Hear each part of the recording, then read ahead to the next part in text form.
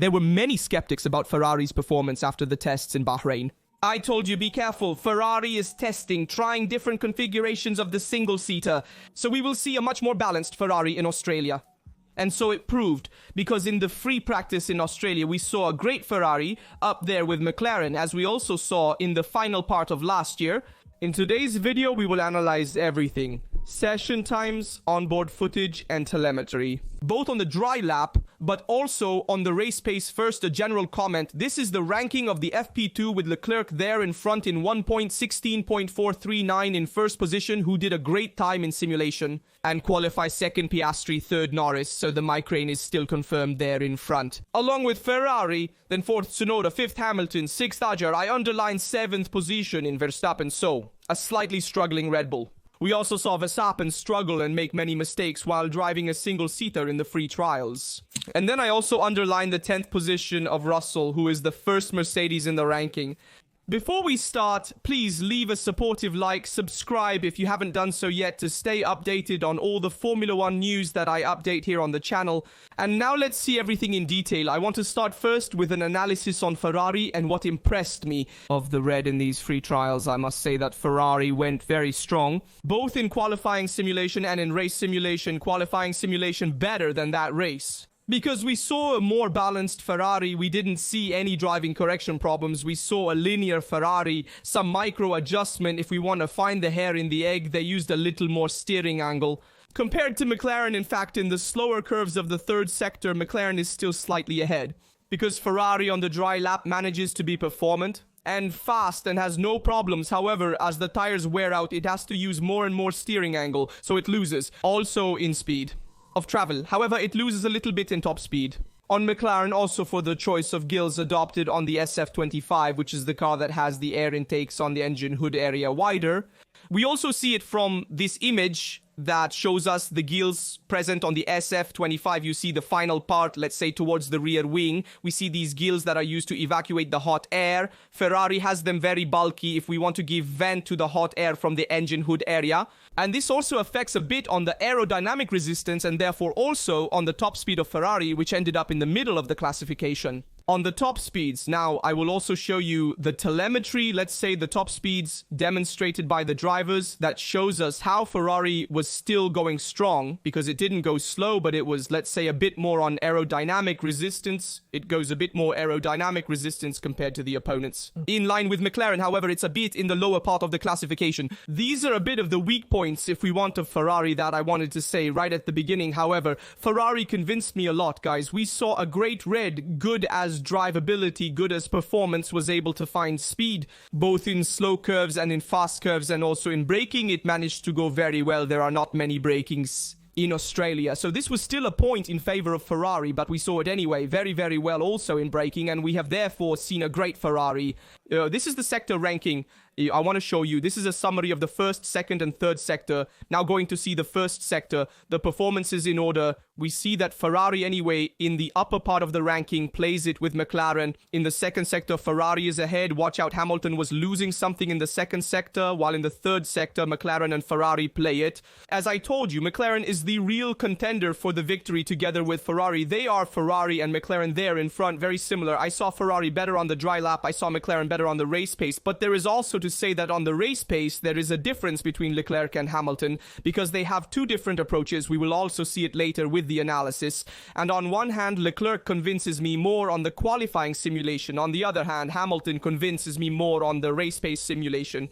Well, where are the opponents? If Ferrari has convinced so much, among other things, it has not made many mistakes. We have seen perhaps few corrections on the simulations it has done during the free practice, but we have not seen real mistakes by Ferrari. On the other hand, the opponents have made more mistakes. For example, we saw the mistake Russell made in the free practice. I'll show the image here of Russell, who took the side grass to try to have more momentum entering the curve, but he took the grass and therefore lost control. The single-seater went into the wall. This to make us understand how all the drivers were at the limit. We saw Kimi also go slightly wide in some curves. In short, Mercedes still struggles a bit with drivability, but even more, we saw Verstappen struggle to drive his own single-seater. Many small mistakes that then have an impact on performance. For example, in turn 6, many drivers made mistakes. I will also show images of drivers who were slightly wide, then they brought gravel inside, and so this is a bit the situation. Let's say that in Australia, now that they have modified the layout of the circuit, because the track, now I will also show you how it looks, the track presents itself with a much faster layout. 4 RS zones now turn 6, 7, 8. This stretch here, in particular turn 7, not 6, sorry. Turn 7 is a bit the most I put from another side, so you see turn 7 is the trickiest, most difficult turn, because all the drivers exploit it in support, but there is gravel on the outside, and so the problem is that you need to have a good exit to then face the whole stretch in full. The turn 8 up to turn 9 to have more speed. There is also a drag reduction system zone there, so you have to exploit it to the maximum, and there in turn 7, we saw, for example, the mistake that Verstappen made that went slightly long. He brought a bit of gravel inside. There have been several red flags, precisely a bit for the gravel, and a bit also for Berman's mistake. I show you the mistake of the arse driver. Pity for this mistake of Berman, who committed because he was going anyway quite well. But it's a mistake that makes us understand how much the track penalizes even when there is gravel. Every little mistake, then you pay for it. So let's see together. Here you see Berman goes slightly wide. This is turn 10. Loses control of the single-seater. Makes a small correction. Goes into gravel. And here he can't control the pendulum effect. And then he goes against the barriers. Here it went red flag also for this. And so several mistakes. Several drivers, but Ferrari instead has convinced Ferrari made no mistakes. Not even McLaren. They are simply the two most balanced cars that we have seen on the grid. And for this reason, I want to show you at this moment first the onboard of Leclerc to show you how drivable it is. We visit the Ferrari and analyze the telemetry for both the qualifying simulation and race pace. I also share my thoughts on who performed better in a simulation based on the data. Analyze the strengths and weaknesses of each team and driver based on their performance in the race. The thing that impressed me the most about Leclerc's lap is definitely the consistency in creating the lap and also how comfortable he was, guys, with the single-seater. In fact, we see here, for example, he now tackles, let's mute, okay, precise rope point. Look how smooth he is in driving. No correction even here where Russell here went to the wall, you see here. Minor corrections on exit, but the car remains linear. This was the fast lap on red rubber then made by Leclerc in FP2. Let's move on. Here the difficult stretch, as I said, curve 6, 7, 8. You also have a bit of gravel present on exit. He still manages to keep it on the curb. The car is linear. Let's move on. Let's go towards curve 9, 10. I'll show you that piece there, and then also the last sector, which I think is the last sector. Here, curve 9. He manages to do it well. Let's move on. Curve 10. Here, too precise rope point. He doesn't widen too much. He stays well within the curb during the exit trajectory. Now, let's move on to the conclusion. The last and most critical sector in Australia is where time is made. The Eclair arrives precisely at the rope point. It's perfect, except it uses slightly too much steering angle. This isn't an issue with new rubber. It helps you. You have grip, and so you can make the turn well. Maybe a small correction on exit, but not even you can keep the car well inside the curb. The problem comes when there is the race pace. Obviously, we are talking about very small problems, because the comparison is made with McLaren, which remains on a track, let's say, in the last sector, very precise, but Ferrari also behaved really well. Look here too, a lot of steering angle. Ferrari's trajectory was perfect, clean, and without corrections compared to Red Bull and Mercedes, arriving at the apex flawlessly. They were on another level and have convinced much more.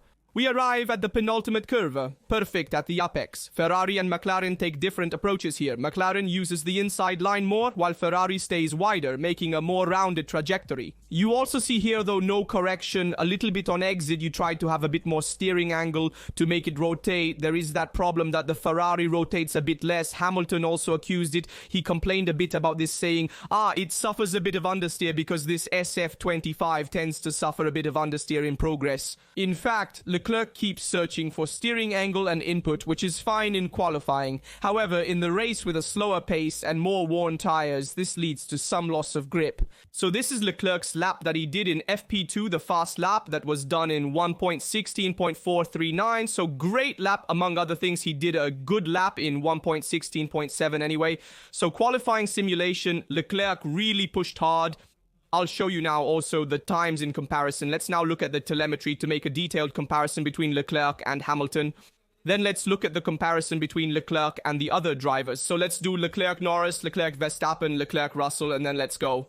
Let's compare the race pace of different drivers and analyze the variations between them. So let's start with Leclerc Hamilton. The difference on the dry lap in qualifying, 1.16.4 for Leclerc, 1.16.8 for Hamilton. We see here coming towards turn 6, 7, 8. So before the straight and with the RS zone that leads to turn 9, 10, you see here that Hamilton loses something in general in the dry lap. Hamilton loses in the fast turns. Why? Because he doesn't yet have that feeling to push to the limit. The SF25 over 124 miles per hour. So you see here, for example, at the center of the turn, now I'm also going to zoom in a bit, there's a difference of 6.21 miles per hour. Leclerc is currently 5.6 miles faster than Hamilton. So you see how Hamilton slightly struggles in those fast turns, especially those turns where you have little support in the turn, because already at turn 9, 10, Hamilton manages to do it better. They are still fast turns, but you have more support on the tire, while here you have to almost blindly trust the single-seater that you can keep the trajectory, and there it struggles a bit more. In turn 1, Hamilton has a tougher time, losing 3.1 miles H to Leclerc, but the difference is minor.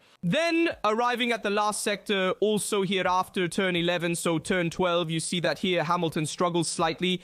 That right turn before the penultimate turn, there Hamilton struggles a bit more and loses about 4.35 miles per hour at the apex. And in fact, there we also heard a lot of coaching done by Riccardo Adami, who is Hamilton's track engineer, saying, look, you need to improve this turn, try to take the apex in a different way. In this other turn, try to have more speed in transit. He also monitored the engine mappings to use in short, and Riccardo Adami did coaching for him, just like Bono did in Mercedes. We know that Hamilton is used to working in this way, so this is the map that shows us where Hamilton and Leclerc's best performances are in which turn.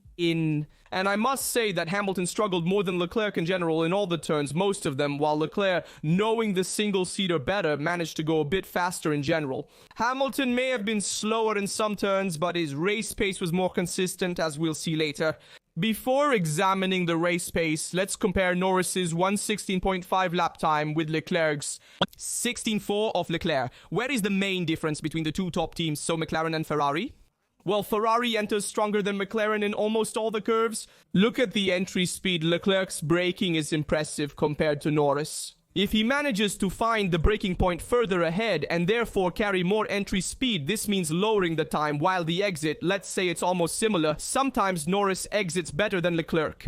This is exactly the different approach that McLaren and Ferrari have, with Ferrari bringing more speed on entry, exiting a bit slower, while McLaren does the opposite. And McLaren manages to be a bit more performant in the last sector. It's not so visible in qualifying because they both have a lot of grip and therefore the speeds are very similar. But by attacking the curve more, you also consume the tire slightly more because you enter stronger, you need more grip in progress. And therefore, as a consequence, also on the race pace, it's a bit more tiring. We'll see it later too. However, differences that on the dry lap go in favor of Ferrari's Leclerc, who manages to be better than Norris. You see that Norris also gains a lot of aerodynamic efficiency, so on the straight he goes faster than Ferrari by a few kilometers per hour. We are talking about 2 or 1.86 miles per hour.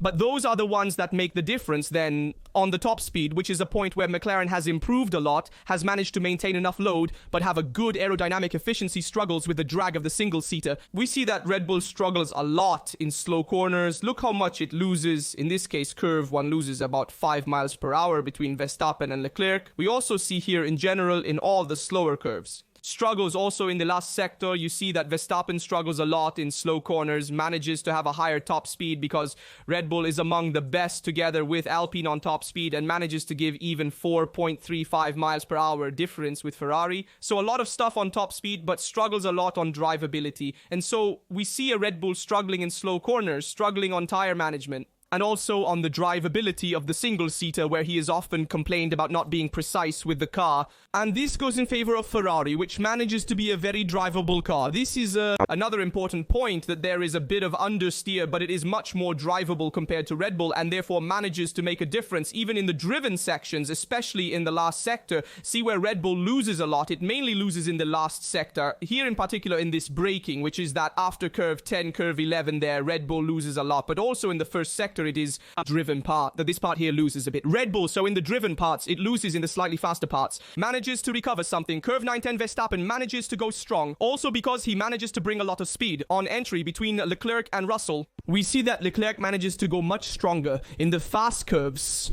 So in the curves above 200 km/h, he manages to make a difference. In the slow curves, they are very similar. In the low speed curves, though, that is much slower curves. Mercedes struggles a bit more. For example, here we see at the penultimate curve, it struggles a bit. Also, in the last sector, in general, Mercedes struggles a bit in drivability and the behavior of Mercedes. However, it struggles a lot in curve 6, 7, 8, which are this stretch here, where Russell can't go at full speed. Also in the driven part here of the first sector, Mercedes also suffers a bit, the same problems as Red Bull, struggles with drivability. It doesn't have the top speed of Red Bull, so currently Mercedes is struggling. Let's move on now, looking at the race pace between Leclerc and Hamilton. I'll tell you what convinced me about Leclerc. What convinced me about Hamilton? Leclerc started with a very high lap of 1:23.2, while all his opponents started with 1:22 pace in the race. 1:22.5, Hamilton with 1:23.3. Their initial attack times were equal, but 1:22.4, 1:22.6, 1:22.1, 1:21.7, 1:21.6, 1:21.2. After a slower lap, 1:28, 1:21.6, Hamilton's times, 1:23.3 equal attack, 1:22.7, 1:22.6, 1:22.1, 1:22.7, 1:22.2, 1:22.0, 1:21.8, 1:22.0, 1:22.0, 1:21.2, 1:21.5. So the difference between the two is that the Leclerc is faster on the race pace. We see in this central part of the race pace manages to be faster than Hamilton, but Hamilton is more consistent. In the race, they will not have a cooldown lap available as Leclerc did in this case, or a slow lap. You can't do them. You have to do all the laps pushed to the limit, and you have to find your consistency. And on this, Hamilton is a master, and I think he can teach something to Leclerc regarding tire management. It's a consistent race pace that tends to lower. However, we also show you this difference here, which is the lap before Leclerc's slow lap. The difference between Leclerc and Hamilton, we see that here. Leclerc also had the drag reduction system. The telemetry is clearly visible, but you also see that on tire management. And also here, obviously, Leclerc had a slipstream, so it gave an advantage. But we see that on tire management, they were very similar. If Leclerc made a difference on Hamilton on the dry lap because he had more grip and was able to find more performance because he is more aggressive, Leclerc, Hamilton with a more used tire still manages to find performance and be more consistent, especially in the slower corners. You see that Hamilton was still able to go very strong and keep the same pace as Leclerc despite a very worn tire. Leclerc is more explosive. He can help Hamilton improve in qualifying and be more explosive in qualifying and therefore find more performance in different corners. Hamilton is more consistent in tire management and can help Leclerc to be more consistent because Leclerc has improved on tire management, but he still struggles to be really consistent in every lap, being in those 1-2 tenths every lap and continue to lower the race pace, and on this Hamilton can help Leclerc. All teams except Mercedes used medium tires for race pace. Ferrari and McLaren were very strong, while Red Bull was slower with Verstappen facing difficulties. Mercedes, running on hard tires, was even slower and did not convince much. The difference between Leclerc and Norris, lap 26-27 on the race pace, 1:22.8 and 1:21.4. You see how McLaren in the last sector goes really strong and manages to make the difference, Norris on Leclerc. This is what I was telling you. Watch out for the last sector that is in favor of McLaren. Plus, the top speed is also felt on the straights. So McLaren at this moment is superior to Ferrari on the top speed and in the last sector as drivability. In slow curves, McLaren manages to outperform Ferrari with used tires, I must say. McLaren still holds a slight edge at present. Last telemetry to show you the difference between the rookies, let's say Portoleto, Antonelli, Aguiar and Duan. Let's compare. On race pace, Kimi is devastating. I mean, look at the consistency. 22-3, 22-1, 22-1, 21-9, 21-9, 21-9. Yeah, I mean, he's a metronome, and this is a huge point in Kimi's favor because at his age, to be so consistent on the race pace when usually all drivers are very explosive, well, that's something. I mean, only Antonelli can improve, so this is a big deal for Kimi, this positive aspect of his driving. The Sauber's slow pace suggests it will be the last team on the grid, as it's really struggling.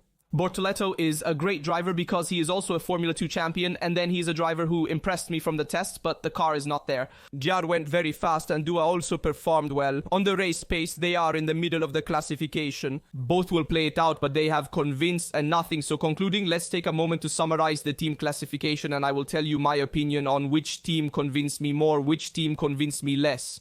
I also show just the race pace with the average times. This is a summary of the race paces that we have seen with Norris, Piastri, Leclerc, Hamilton, Russell, Antonelli, Verstappen, Lawson. I also put the other part. This is a bit of a summary of the top teams compared to averages. Norris 21.9, Piastri and Leclerc 22.1, Hamilton 22.2, Russell 21.9, Antonelli 22.3, Verstappen 22.2, Lawson 23.4. So I take advantage Precisely of the long runs here made in comparison put to compare to tell you that the forces at play at this moment are in qualifying. Ferrari, McLaren, Red Bull, Mercedes, in my opinion. In the race, McLaren, Ferrari, Red Bull, Mercedes. So let's say that I see Ferrari better in qualifying compared to the race pace between Ferrari and McLaren. Really, guys, the differences are minimal. In fact, you also see the difference in the average times they are attached. It's Norris who makes a bit more of a difference in the McLaren house compared to Piastri. Leclerc and Hamilton have similar race pace, with Hamilton being very strong in this aspect, resulting in comparable average lap times. In qualifying, Leclerc currently leads, while Gomard performs well for Mercedes, with a strong average time.